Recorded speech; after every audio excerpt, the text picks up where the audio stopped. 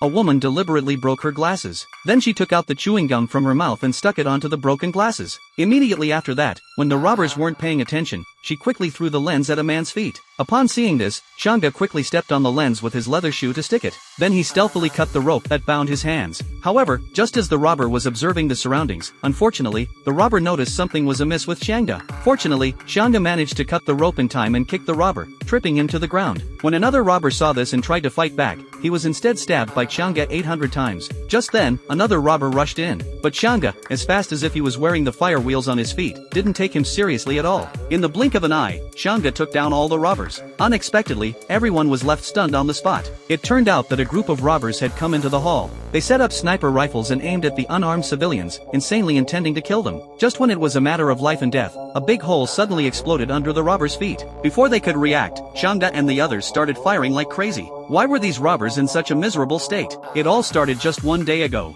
Chang'e, the strongest man on the surface, was patrolling in the shopping mall. A group of robbers in plain clothes suddenly showed up and started firing wildly in all directions. In an instant, they controlled everyone in the shopping mall. Sensing the danger, Chang'e immediately led the civilians to find a place to hide. Soon after, the FBI arrived at the periphery of the shopping mall, and then the high-ranking officials began to negotiate with the robbers. It turned out that the purpose of the robbers taking so many hostages was to demand the release of their leader, Sangbiao. But to ensure the safety of the hostages, the FBI had no choice but to agree to their request first. Later, they found out that Chang'e was also inside the shopping mall. Then they used a satellite phone to get in touch with Chang'e. It was unexpected that Chang'e was a retired special operations team captain. He was dismissed from the military because he accidentally killed a civilian during a mission and then came to work as a security guard in the shopping mall. But now, with the safety of hundreds of lives at stake, Chang'e had to step up, so he immediately started a ruthless slaughter. However, his actions enraged the leader of the robbers. In order to force Chang'e to give up, he ordered his subordinates to set up submachine guns and threatened the FBI that if they didn't release Sangbiao, they would kill these civilians. Fortunately, Chang'e had already made preparations.